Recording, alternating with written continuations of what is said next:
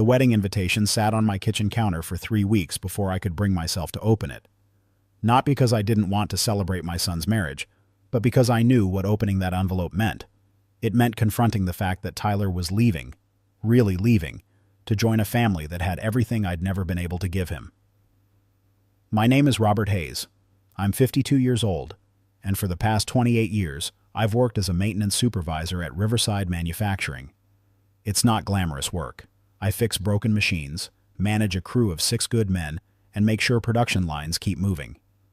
I clock in at 6 a.m. every morning, same as I have since Tyler was 2 years old, and his mother walked out the door without looking back. That morning she left, Angela didn't even pack a bag. Just grabbed her purse, looked at me holding our sleeping son, and said 5 words that would define the next 3 decades of my life. I can't do this anymore. The divorce papers arrived by mail 2 weeks later, along with custody documents that gave me full parental rights. She didn't want shared custody, didn't want visitation. She wanted out, completely and permanently. So I became both mother and father to a 2-year-old boy while working full-time at a factory that paid just enough to keep us afloat.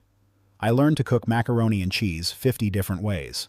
I became an expert at patching torn jeans and getting crayon stains out of walls.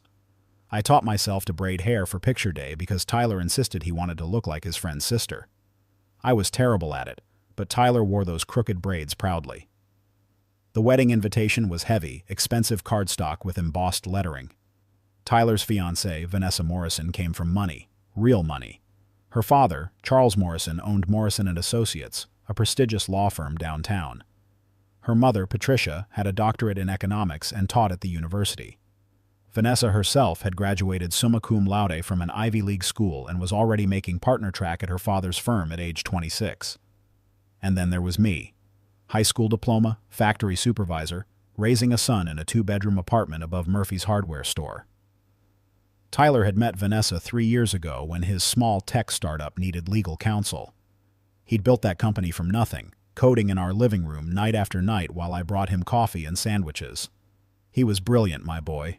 Got himself through community college and then state university on scholarships and determination. Everything he'd accomplished, he'd earned himself. But I knew what Vanessa's family thought of me. Tyler had mentioned it carefully, trying to soften the blow. Dad, just so you know, the Morrisons are kind of formal. They care a lot about credentials and education. Don't let them get to you, okay? The wedding was at the Grandview Estate, the kind of place I'd only seen in magazines. A sprawling mansion with manicured gardens, a ballroom with crystal chandeliers, and a guest list that read like a who's who of successful professionals. I rented a suit that didn't quite fit right, bought new shoes that pinched my feet, and drove my 15-year-old truck to the venue. When I arrived at the reception hall, a young woman with a clipboard directed me to my seat. Name, please? Robert Hayes. I'm the father of the groom. She scanned her list, found my name, and led me to a table near the back. Not at the head table where Tyler would be, not even close to the front. My table was positioned behind a decorative column, partially obscured from the main festivities. That should have been my first warning. The other guests at my table were friendly enough. Factory workers I'd invited. My brother Dean and his wife Susan, my neighbor Mrs. Patterson, who'd babysat Tyler when he was young. We were the blue-collar section, segregated from the lawyers and doctors and business executives filling the tables near the front. The ceremony was beautiful. Tyler looked handsome in his tuxedo, his eyes bright with happiness as Vanessa walked down the aisle in a dress that probably cost more than I made in 6 months. I cried watching him say his vows, remembering the little boy who used to climb into my bed during thunderstorms, who made me Father's Day cards with stick figures and too much glue. But it was the reception where everything fell apart. The reception hall was magnificent. Round tables draped in ivory linens, centerpieces of white roses and orchids, place settings with more forks and spoons than I knew what to do with.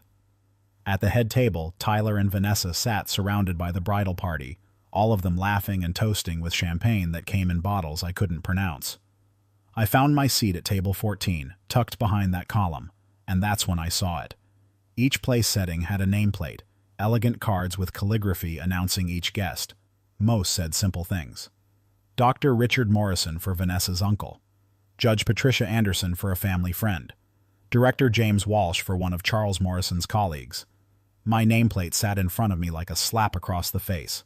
It read, Robert Hayes, low-educated maintenance worker, fake dad.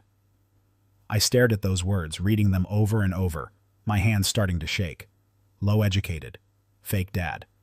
Someone had specifically requested this nameplate, had paid to have these words printed, had decided this was how I should be identified at my own son's wedding.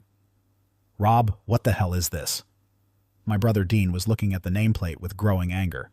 Did you see what they put on your card? Mrs. Patterson picked it up, her face going red. This is disgraceful, absolutely disgraceful. Who would do such a thing? I looked toward the head table. Vanessa's mother, Patricia Morrison, was watching our table with a smile that could only be described as satisfied. She leaned over to whisper something to her husband, Charles, and they both looked my way. Charles raised his champagne glass slightly, a mocking toast. Near them sat Vanessa's brother, Preston Morrison, a corporate attorney who'd made it clear from the first time we met that he found my existence amusing. He was pointing at my table, saying something to the guests around him. They all turned to look, and several of them laughed. Rob, we should leave, Dean said, putting his hand on my shoulder. You don't have to take this. But I couldn't move. I just sat there, staring at that nameplate, feeling every insecurity I'd buried for 28 years come flooding back. The nights I'd gone to bed hungry so Tyler could have seconds at dinner. The times I'd worn the same worn-out work boots for 3 years because Tyler needed new clothes for school. The parent-teacher conferences where other fathers showed up in suits while I came straight from the factory, my hands still stained with machine grease. I'd thought my sacrifices mattered. I'd thought raising Tyler, loving him, being there for every scraped knee and bad dream and proud moment made me his real father. But to these people, I was just low-educated maintenance worker, and worse, a fake dad. The insult cut deeper than anything Angela had done when she abandoned us. At least she'd been honest about not wanting to be a mother. These people were telling me that everything I'd given Tyler for 28 years didn't count because I didn't have the right credentials, the right job, the right background. I need to get out of here, I said quietly, standing up. Dad, wait. Tyler's voice cut through the noise of the reception. I turned to see him walking toward me, and I realized he'd seen the nameplate. His face was pale, his jaw tight with an emotion I couldn't quite read. Tyler, I'm sorry, I said quickly. I don't want to ruin your wedding. I'll just head home. He looked at the nameplate in my hand, then at his new in-laws at the head table. Patricia Morrison was still watching us with that satisfied smile. Charles had turned back to his conversation with a judge, already dismissing us. Tyler took the nameplate from my hand and read it slowly. When he looked up, his eyes were filled with tears. Dad, let's go home. What? No, Tyler, this is your wedding. You can't leave your own wedding. Watch me. He turned to the head table and raised his voice. Vanessa, we need to talk. Now. The reception went quiet. 300 guests stopped eating, drinking, talking, all eyes turning toward us. Vanessa stood up slowly, confusion crossing her face. Tyler, what's wrong? He held up the nameplate. Did you know about this? Vanessa's expression shifted from confusion to understanding to horror. Oh my God! Tyler, I didn't. I swear I didn't know. But your mother did. Tyler's voice was cold now, controlled fury replacing the initial shock. Didn't she? Patricia Morrison stood up, her smile never wavering. Tyler, darling, there's no need to make a scene. It's just a small joke, a bit of humor to lighten the mood. A joke? Tyler's voice rose. You called my father fake? You insulted the man who raised me, who sacrificed everything for me, who taught me what real love and real commitment look like? Charles Morrison cleared his throat. Now, son, let's be reasonable. We paid for this wedding. We welcomed you into our family. All we did was acknowledge certain truths about backgrounds and education. Truths? Tyler laughed, a bitter sound I'd never heard from him before. You want to talk about truth? Here's the truth. My father worked 60-hour weeks to keep a roof over my head. He learned to cook because I had food allergies and we couldn't afford a dietitian. He taught himself algebra and trigonometry from YouTube videos so he could help me with homework. He never missed a single parent-teacher conference, not one, even when it meant losing pay at work. He walked toward the head table, his voice carrying across the silent reception hall. And you know what the real truth is? My father did all of that without a college degree, without family money, without any of the advantages you people take for granted. He did it because he loved me, because he chose me, because being a father isn't about biology or credentials or social status. It's about showing up every single day, no matter how hard it gets. Vanessa was crying now. Tyler, I'm so sorry. I didn't know they were going to do this. Maybe you didn't, Tyler said, his voice softening slightly. But your family did, and they clearly don't respect the person I am or where I come from. He turned back to me. Dad, I meant what I said. Let's go home. Tyler, please, I said quietly. Don't throw away your marriage over this. We can talk about it later. There's nothing to talk about later. He took off his tuxedo jacket and laid it across a chair. These people just showed me exactly who they are, and I'm not going to spend my life apologizing for the fact that my father is the best man I've ever known, regardless of his education level or job title. Preston Morrison stood up, his face red. You're making a mistake, Tyler. Walking away from this family, from these connections. Do you have any idea what we can do for your career? I don't want anything you can do for my career, Tyler said flatly. I built my company myself. I'll continue building it myself. Tyler had a lot more to say, but I need you to hear what happened next. If you're finding value in this story, if it's making you think differently about what really matters in life, please hit that subscribe button. Drop a comment below about a time when someone underestimated you or someone you love. And give this video a like so more people can hear Tyler's story and remember that worth isn't measured in degrees or bank accounts. Now back to what happened at that wedding. Tyler walked over to where I was standing and took my arm. Come on, Dad, we're leaving. Tyler, no, Vanessa said, stepping down from the head table. Please don't do this. We can fix this. I'll make my parents apologize. We can have them remove that horrible nameplate. It's not just about the nameplate, Vanessa, Tyler said, and I could hear the pain in his voice. It's about what it represents. Your family will always look down on my dad. They'll always see him as less than, as something to be ashamed of. And I won't live my life pretending that's acceptable. Charles Morrison's voice turned cold. If you walk out of here, Tyler, you're throwing away more than just this wedding. You're throwing away your wife, your future with this family, potentially your business relationships. Is that really worth it over some hurt feelings? Tyler looked at his new father-in-law with something close to pity. Mr. Morrison, the fact that you can ask that question tells me everything I need to know about your values. Yes, it's worth it. My dad is worth it. He's always been worth it. We walked out together, Tyler still in his wedding attire minus the jacket, me in my ill-fitting rental suit. Behind us, 300 guests sat in stunned silence. I could hear Vanessa crying, could hear Patricia Morrison's sharp voice beginning to spin the narrative, could hear the whispers starting. In the parking lot, Tyler stood next to my old truck and laughed. Actually laughed. You know what, Dad? I've never felt more sure about anything in my life. Tyler, you just walked out on your own wedding. I know. He looked up at the evening sky, and it feels like the first honest thing I've done in months. We drove back to my apartment above Murphy's hardware store, both of us quiet. I kept expecting Tyler to regret his decision, to realize what he'd thrown away.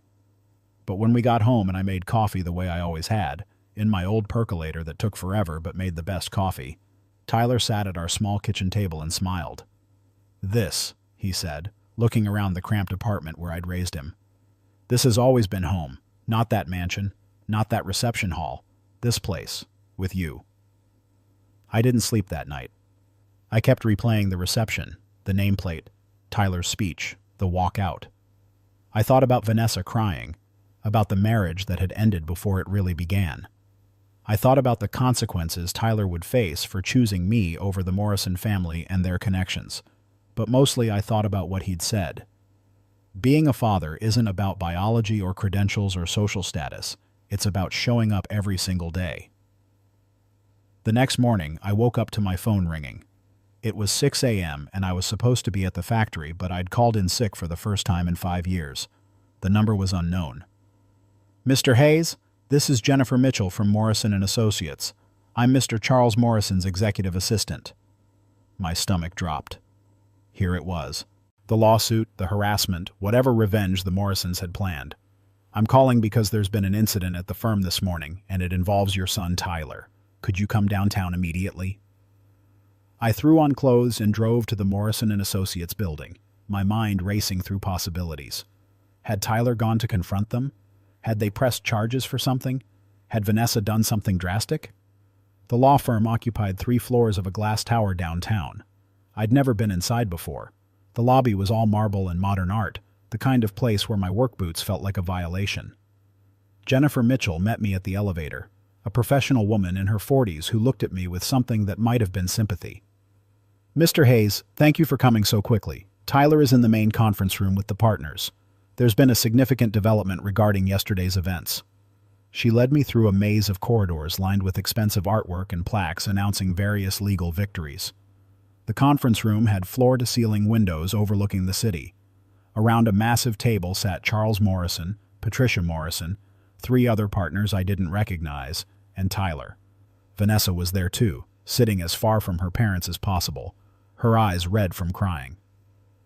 "Robert," Charles Morrison said, standing when I entered. His voice was different from yesterday. Quieter, more controlled. "Thank you for coming." "What's going on?" I looked at Tyler. "Are you okay?" "I'm fine, Dad." Tyler gestured to an empty chair. "Sit down. You need to hear this." One of the other partners, a woman named Ellen Rodriguez, according to her nameplate, just her name, nothing insulting, cleared her throat. "Mr. Hayes, I'm the managing partner of this firm. Last night, after the wedding incident, I received a concerning phone call from Tyler regarding discriminatory behavior by firm principals toward you. This morning," she continued, "I conducted an emergency review of the situation. What I discovered is that the nameplate incident was not an isolated event. It was part of a pattern of discrimination and hostile behavior that violates not only our firm's ethics policies, but potentially several employment and civil rights statutes." Charles Morrison's face was red. "Ellen, this is a family matter. There's no need to involve firm business." "It became firm business," Ellen said sharply, "when you used firm resources to create that nameplate. When you used your position as senior partner to pressure the wedding planner into implementing it. And when you made statements to other partners about Tyler's suitability for association with this firm based on his father's educational background and occupation." I looked at Tyler. "What did you do?" "I documented everything," Tyler said quietly. "Every conversation where your name came up, every snide comment about your job, every time they suggested I should be embarrassed by my background. I recorded yesterday's conversation in the parking lot where Patricia explicitly stated that having a blue-collar father would limit my access to their social circle."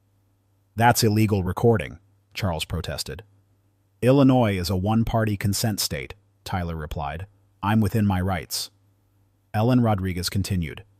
"Additionally, Tyler brought to my attention that the firm recently denied a significant contract to his technology company, specifically because Charles Morrison believed it would reflect poorly on the firm to be associated with someone of Tyler's questionable background."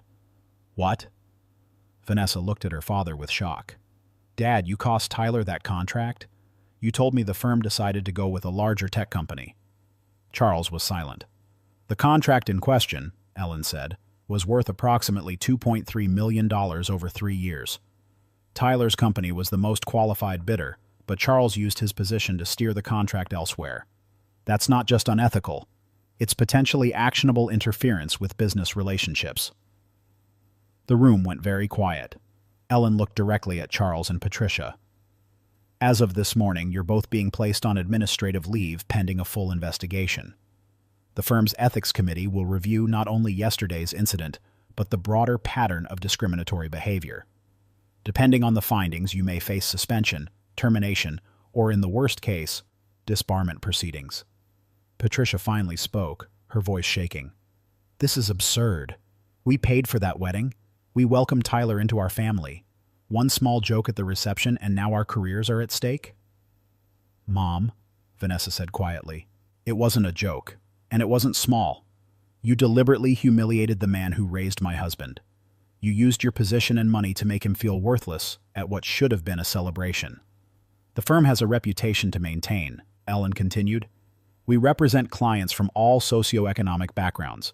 We cannot have senior partners who demonstrate bias against blue-collar workers, who believe education and wealth determine a person's worth, or who use their positions to punish those they deem inferior. I sat there processing all of this. Tyler had gone to war with his new in-laws, had put their careers on the line, had potentially destroyed his marriage before it even started.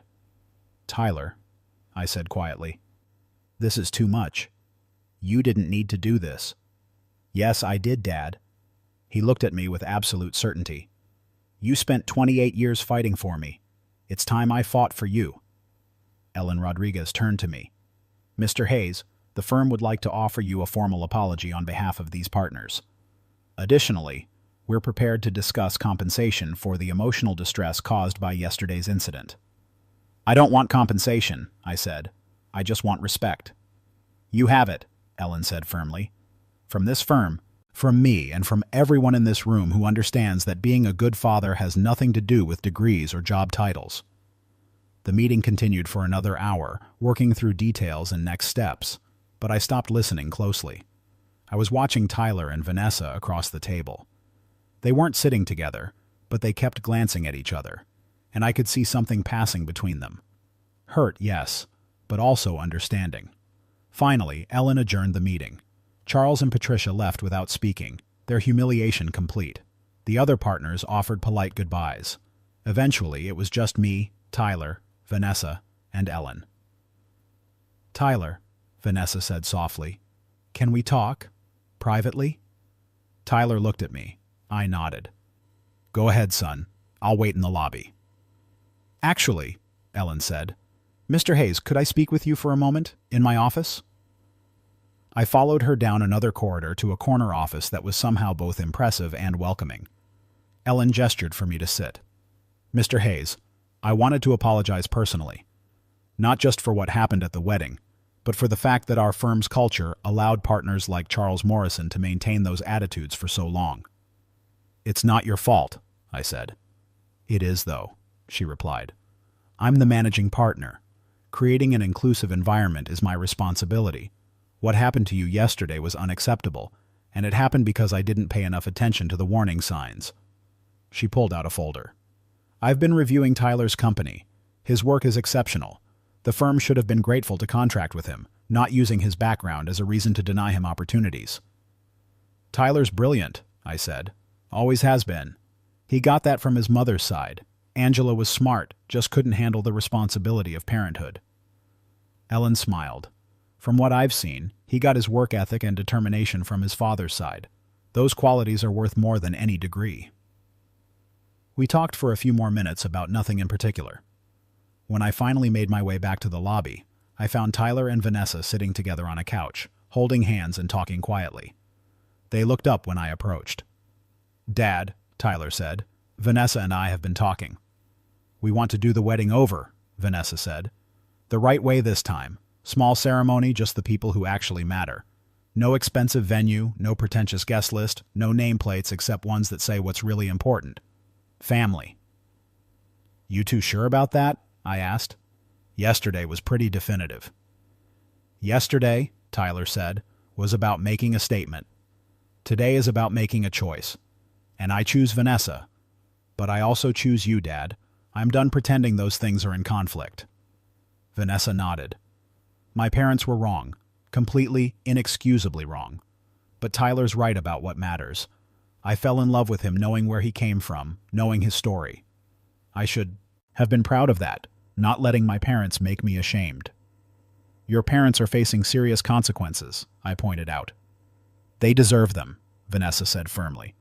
What they did was cruel and discriminatory, but that doesn't mean Tyler and I can't build something different, something better. 3 weeks later, we held a small ceremony in my brother Dean's backyard. 50 guests, most of them working-class folks who'd known Tyler since he was a baby. The wedding planner was Mrs. Patterson, who organized everything with military precision and maternal love. The cake came from Martinez Bakery, where I'd bought birthday cakes for 28 years. The music was provided by a band that usually played at the local Union Hall. My nameplate at the table read simply, Robert Hayes, father of the groom. Tyler gave a speech that made everyone cry. He talked about the difference between showing up and showing off, between real wealth and real worth. He thanked me for teaching him that character isn't built in fancy schools or prestigious jobs, but in everyday choices to do right by the people you love. Vanessa spoke too. She apologized publicly for her family's behavior and announced that she was leaving Morrison & Associates to start her own practice, focusing on representing workers in employment discrimination cases. Her first client would be advocating for better treatment of maintenance workers at a certain manufacturing plant. Charles and Patricia Morrison didn't attend. They were still on administrative leave, facing ethics reviews that would likely end their careers at the firm. Preston Morrison sent a gift with a note that simply said, "I was wrong. Congratulations to you both." The investigation Ellen Rodriguez had launched ended up uncovering years of discriminatory practices at Morrison & Associates. 3 senior partners were forced out. The firm implemented mandatory bias training and created a new diversity initiative. They even hired a consultant to review their contracting practices to ensure decisions were based on merit rather than social connections. And Tyler's company? Without Charles Morrison's interference, word got out about the quality of his work. Within 6 months, he'd landed 3 major contracts, including one with a law firm looking to update their technology systems. Morrison & Associates actually ended up hiring him, under Ellen Rodriguez's leadership, paying him fairly and treating him with respect. I went back to my job at the factory. Same morning shift, same crew, same machines. But something had changed. The guys had heard about the wedding, about Tyler's speech, about standing up to the rich folks who looked down on us. It became a point of pride. We weren't just maintenance workers. We were fathers and sons and brothers who showed up every day, who built and fixed and created, who held families together with calloused hands and determined hearts. Tyler and Vanessa built a good marriage. They bought a modest house in a middle-class neighborhood halfway between their offices. They had dinner with me every Sunday, and Vanessa learned to cook the mac and cheese recipes I'd perfected over 28 years. She called me Dad within 6 months, and I could tell she meant it. The funny thing about that nameplate, that low-educated maintenance worker, fake dad, insult that was meant to diminish me, is that it ended up proving everything it tried to deny. Because when Tyler walked away from wealth and prestige and social status to stand beside me, he showed the world what a real father-son relationship looks like. Education doesn't make you a parent. Money doesn't make you a father. Being there does. Sacrificing does. Loving someone enough to put their needs above your own comfort, that makes you family. I still have that nameplate. I keep it in my toolbox at work, right next to the Father's Day card Tyler made me when he was 6. Crayon drawings, too much glue, and the words, "Best Dad in the Whole World," spelled just wrong enough to be perfect. Both items remind me of the same truth. Worth isn't determined by credentials or wealth or social status. Worth is measured in moments, in sacrifices made and love given, in choosing to show up day after day, even when it's hard. Charles Morrison had prestige and wealth and all the markers of success, but when the moment came to show real character, he failed. Tyler, raised in a 2-bedroom apartment by a factory worker, knew exactly who he was and what mattered. That difference didn't come from education or money. It came from values, from integrity, from the daily lessons learned in a home where love was the only luxury we could afford. Last month, Tyler called me with news. Vanessa was pregnant. I'm going to be a grandfather. And when Tyler told me, he said something I'll never forget. "Dad, I've been thinking about what kind of father I want to be, and I realized I already have the perfect example. You taught me that being a dad isn't about providing everything your kid wants. It's about being everything your kid needs. That baby will grow up with advantages I never could have given Tyler. College funds, music lessons, family vacations. But I hope Tyler also teaches that child what I taught him. That real wealth is measured in time spent, in presence, in the choice to keep showing up even when the world tells you you're not enough. Because the truth is, I was always enough. Not because of my education or my job or my bank account. I was enough because I loved my son with everything I had, and I taught him through example that worth comes from character, not credentials. The Morrison family lost their standing at the firm, lost their reputation, lost their influence. All because they couldn't see that the most valuable thing in that wedding reception wasn't the crystal chandeliers or the expensive champagne or the designer dresses. It was the relationship between a father and son, built over 28 years of sacrifice and love. And in the end, Tyler chose that relationship over everything else they offered. He chose me. Not because I was impressive or educated or wealthy, but because I was real. Because our bond was built on truth and presence and everyday devotion. That's what real family looks like. Not nameplates and credentials and social status. Real family looks like a factory worker raising a son in a 2-bedroom apartment, teaching him that character matters more than class, that showing up matters more than showing off, that love is the only currency that really counts. So to Charles and Patricia Morrison, wherever they are now in their diminished careers and damaged reputations, I have only this to say. Thank you. Thank you for that nameplate. Thank you for making your contempt so clear that my son had to choose between your world and ours. Because his choice that day, walking away from your wedding and your money and your prestige to stand beside his low-educated maintenance worker fake dad, proved something I'd always believed, but sometimes doubted. I raised him right, and that's worth more than all the degrees and wealth and social status in the world. My name is Robert Hayes. I'm 52 years old. I work as a maintenance supervisor at Riverside Manufacturing, and I'm the proudest father who ever lived. Not because my son is successful, though he is. Not because he married well, though Vanessa turned out to be wonderful. I'm proud because when it mattered most, Tyler knew exactly who his real father was. And no nameplate, no amount of money, no social climbing family could ever change that truth. If this story moved you, if it made you think about the people in your life who showed up for you regardless of their credentials or status, share it. Leave a comment about someone who loved you not with wealth, but with presence. And remember, the best things in life aren't measured in degrees or dollars. They're measured in moments, in sacrifices, in the choice to keep loving even when the world tells you you're not enough. Because you are enough. You always were.